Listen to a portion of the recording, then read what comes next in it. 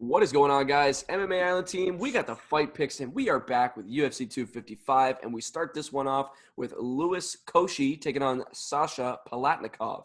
I think so both of these guys, Cosce's coming from Dana White Contender Series. Yep. And then we got Palatnikov coming from ADW. So I will pass it on to Zach to start us off. So I would say this reminds me of Kai Kamaka versus Tony Kelly when you have two kind of nobodies opening up a pay-per-view fight. But these guys are on a lower level than both Kamaka and Kelly. Well, okay. Louis Cosce and his brother Orion kind of made headlines when they came into Dana White's Contender Series as brothers on the same episode, and they both got signed. Now, I've had when I was doing my research before the Contender Series, I noticed that both the Cosces have fought very suspect levels of competition. They've really not fought really any good guys.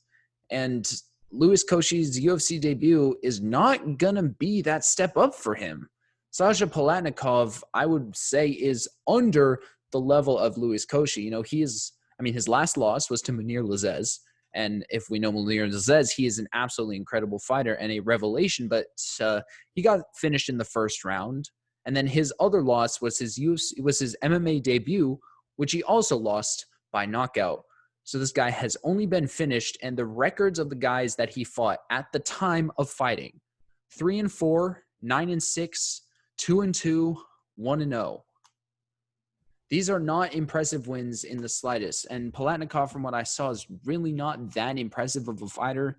He kind of has a well-rounded game, but doesn't do anything very particularly well. Meanwhile, Cosce, on the other hand, we know he does have power.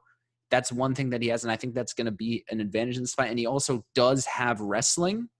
So I'm going to go with Louis Cosce in this fight. This one's kind of an easy pick. Palatnikov is not UFC caliber, and I think that they should give Cosce a better fighter to really make his debut on. But, hey, we are where we are. Yeah, so a couple things to mention. So this is one thing that I think is pretty important. When there's a lot of these fighters that you don't really know too much about, because there's not really much tape to go on. Can't say I've ever watched Palatnikov fight. Looking over the record, looking over the fighters that he's faced, the fighters he's beat, the fighters who have beat him, as you tend to study fights a little bit more, and I study fights pretty well every day of my life. Check that, every day of my life. I study fights, and that's what I do. And I look at how I can pick matchups better, why I didn't pick matchups before. Shout out Giga Chikadze, never doing that again. So yeah, that when you're looking at this fight, when you don't really have the tape to go over and look over and kind of go in depth about their game, as you grow as a fight picker, predictor, you tend to just notice more things. And one thing that I think is big that I've noticed over the years is when you get two guys that you don't know too much about, and there's a guy who is finishing folks like crazy compared to a guy who is finishing and going the distance, but is also getting finished. Like, I know I mentioned Chaos Williams, Abdul Razak Al Hassan, that going the distance is kind of something that is valuable in a way. And that's true. It totally is valuable. But at the same point in time, both of these guys have 7 fights. So you're not looking at guys who we've seen be in the UFC and have crazy knockouts. Oh, we've seen this back and forth. He had a decision. Like we haven't seen that out of these guys. So the main thing that I'm looking at here is the finishing ability. And when you're looking at Louis Cosce, geez. Yes. Louis Cosce. When you're looking at him, dude's finished all of his fights. Another thing that you were mentioning, he's kind of fought not the greatest of competition. Last guy in the Dana White Contender Series, 11-5, 11-4 at the time, never been knocked out. And what do you know? Cosce knocks him out. And you're looking at the guys before that. You get 4-4, 36-year-old Art Hernandez, and then you got 39-year-old Bill Smallwood sitting at 4-9 currently. So not again, they don't pick their opponents. So it's a little bit tough to look at that and say, oh, just because he knocked out a guy who's older, you should pick against him. I'm going with Cosce on this one. I just think that finishing ability is going to play a factor here. And when you're looking at a guy who's been finished not only once but twice via KO in 7 fights, that percentage is a little bit high for where he's at in his career right now.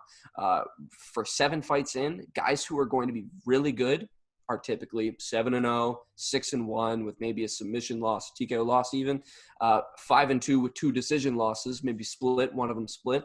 But no, this guy's 5-2 with 2 TKO losses. As you mentioned, obviously we got Munir Lazzez knocking him out. But what we've seen out of Munir Lazzez in the UFC so far, that dude is very, very good. So not looking too much into that, and more so just looking at the guys who have been finished before. And as I mentioned, we don't know too much about Cosce or Palatnikov.